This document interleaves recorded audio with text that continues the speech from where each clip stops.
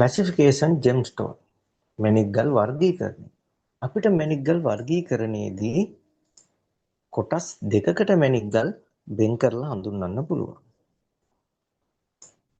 පළවෙනි කොටස ස්වභාවික නැචරල්, දෙවෙනි කොටස මිනිසා විසින් සකස් කරන ලද man made. නැචරල් ස්වභාවික කියන එකත් අපිට කොටස් දෙකකට වෙන් කරන්න පුළුවන්. පළවෙනි කොටස විදියට ඛනිජ මිනරල්ස්. ඛනිජයක් කියන්නේ පොළවෙන් මතුවන මැණික්ගල් වලට. උදාහරණයක් විදියට කුරුවින්ද කොරන්ඩම්, දියමන්ති ඩයමන්ඩ්, හදියන් ටොපෑස්. මෙන්න මේ විදිහට තමයි අපිට ඛනිජ වර්ග පොළවෙන් ලැබෙන උදාහරණ විදියට පෙන්වන්න පුළුවන්. තවත් ගල් වර්ග බොහෝමයක් තියෙනවා. උදාහරණ විදියට ගල් වර්ග තුනක් මෙතනදී ඔයාලට පැහැදිලි කරලා දීලා තියෙනවා. ස්වභාවික මැණික් ගල් වල දෙවෙනි කොටස ජීව මැණික්, ඕගනික් ජෙම්ස්ටෝන්. මේවා හැදෙන්නේ සත්තුන්ගෙන් සහ ගස්වල වර්ග වලින්.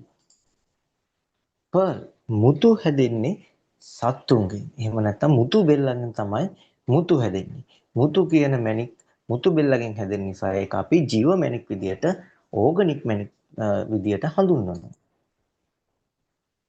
බ්ලැක් කොරල්, කළු කොරල්, රෙඩ් කොරල්, රතු කොරල්. මෙන්න මේවා අපිට ජීව මැණික් විදියට හඳුන්වන්න පුළුවන්. man made මැණික් මිනිසා විසින් සකස් කරන මැණික් කොටස් දෙකකට අපිට වෙන් කරන්න පුළුවන්. පළවෙනි කොටස ආදේශක imitation. glass ඔගොල්ලෝ දකින්න ඇති වෙළඳ පොලේ තියෙන ස්වර්ණාභරණ මන්දිරවල මැණික් ගල් වගේම ඒවා glass විදියට හදලා සෙට් ජෙම් ස්ටෝන් එකක් විදියට ආභරණයකට සවි කරලා තියෙනවා. ඒක අපිට පේන්නේ මැණික් ගලක් විදියට. නමුත් මේක ආදේශකයක්. එහෙම නැත්නම් ඉමිටේෂන් එකක්. මේක හදලා තියෙන්නේ මිනිසා විසින් වීදුරු වලින්, ග්ලාස් වලින්. දෙවෙනි එක තමයි ප්ලාස්ටික්. man made මිනිසා විසින් හදන මැණික් ගල් තවත් කොටසකට විදියට අපිට කියනවා නම් සින්තටික් විදියට හදන. එහෙම නැත්නම් අපි ගුලාබි කියලා කියන්නේ. වෙළඳ පොලේ අපි ගුලාබි කියන විදියට මැණික් ගල් නිර්මාණය වෙනවා. මේකටත් නැචරල් මැණික් ගලක් වගේම ස්වභාවික මැණික් ගලක් වගේම නැචරල් ජෙම්ස්ටෝන් එකක් වගේම ස්ට්‍රක්චර් එකක් හැඩයක් විදියට තියෙනවා. constant properties මොනවද මේ constant properties කියන්නේ? constant properties කියන්නේ නියත ගුණයක් කියන එක. උදාහරණයක් විදිහට අපි කොරන්ඩම් ගත්තොත් ඇලුමිනියම් ඔක්සයිඩ්, ඩයමන්ඩ් ගත්තොත් ඩයමන්ඩ් වල පිහිටන්නේ කාබන් කියන මූලද්‍රව්‍ය. ඒ වගේ constant properties කියන්නේ මැණික් ගලක පිහිටන මූලද්‍රව්‍ය. එහෙමනම් සින්තටික් මැණික් ගලට, ගුලාබි මැණික් ගලට මිනිසා විසින් ස්වභාවිකව නිර්මාණය කරන මැණික් ගල වගේම මිනිසා විසින් සකස් කරන මැණික් ගල man made මැණික් ගලක් විදිහට අපි සින්තටික් දකින්න පුළුවන්. මේ සින්තටික් වල නියත ගුණ natural මිනරල් එකක එහෙම නැත්නම් ස්වභාවික ඛනිජයක තියෙන නියත ගුණ man made සින්තටික් වල මිනිසා විසින් සකස් කරන ව්‍යාජ මැණික් ගල් වල පිහිටන්න පුළුවන්.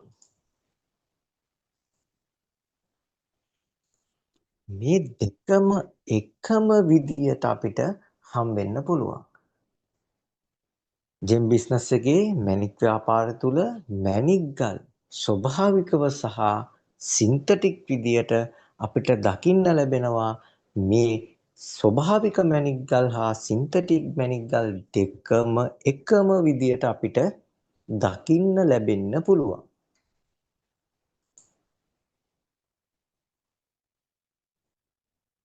මේ දෙකේම තියෙන්නේ අපි කතා කරපු නියත ගුණ. එහෙම නැත්නම් aluminium oxide, carbon, magnesium aluminium oxide මෙන්න මේ වගේ නියත ගුණ පිහිටනවා සින්තටික් මැණික් ගල් වල. එහෙම නැත්නම් මිනිසා විසින් සකස් කරන ව්‍යාජ මැණික් ගල් වලත් නැචරල් ස්වභාවික ඛනිජ වර්ගයක් ආකාරයටම මෙන්න මේ කියන මූලද්‍රව්‍ය ඇතුළත් කරන්න පුළුවන්.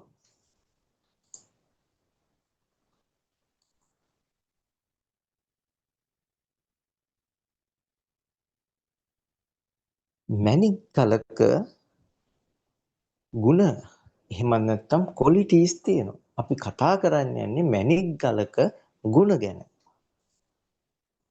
පළවෙනි ගුණය beauty. එහෙම නැත්නම් ලස්සන කියන එක.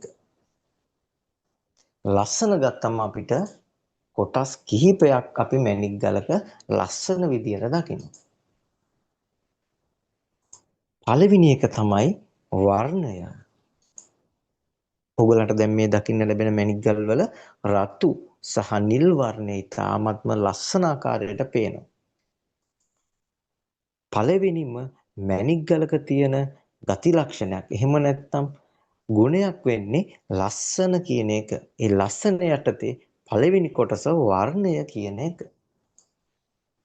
ලස්සන යටතේ දෙවෙනි කොටස මේ මැණික් ගල අපේ ඇහැට පේන විදිය. විවිධ ආකාරයට අපිට මේ මැණික් ගල් අපේ ඇහැට පේන ආකාරයන් අපිට මේ විදියට දකින්න පුළුවන්.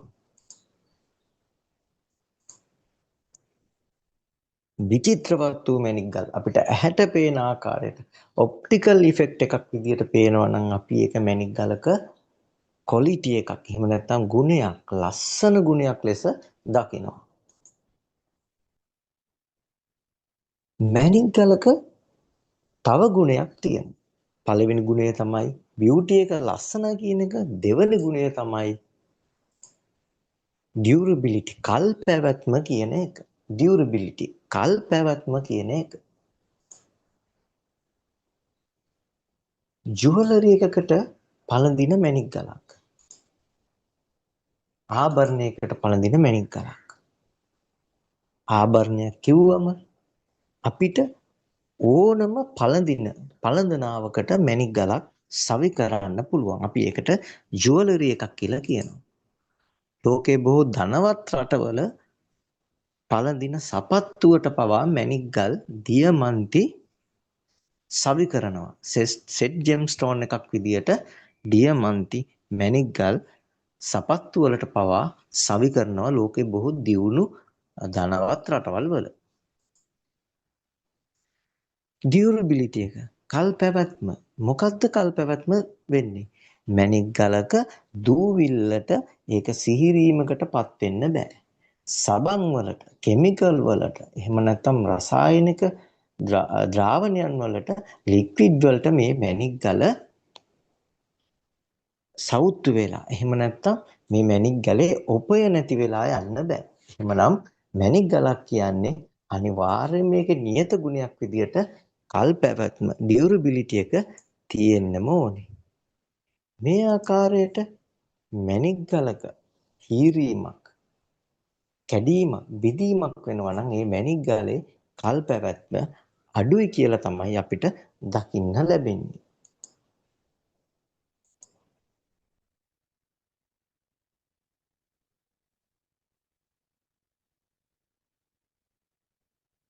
මැණික් ගලක තුන්වෙනි ගුණාංගය තුන්වෙනි ගුණය පළවෙනි ගුණය beauty ලස්සනයි කියන එක දෙවෙනි ගුණය durability කල්පැවැත්මයි කියන එක තුන්වෙනි ගුණය මැණික් ගල් ඕගලන්ට මේ විදිහට දකින්න ලැබෙනකොට බ්ලෆ් ආකාරයට මැණික් ගල් දකින්න ලැබෙනවා කොට්ටර කියලා කොටසක් දකින්න ලැබෙනවා ඒ වගේම තමයි ජෙම් ක්වොලිටි කියලා කොටසක් දකින්න ලැබෙනවා මේ ආකාර වලින් ජෙම් ක්වොලිටි කියන මැණික් ගල් ඉතාමත්ම දුර්ලභයි ඒ වගේම තමයි දුර්ලභ ජෙම් ක්වොලිටි මැණික් ගල් අතර ඉතාමත්ම දුර්ලභ විශේෂිත වූ ගල් වර්ගක් තියෙනවා.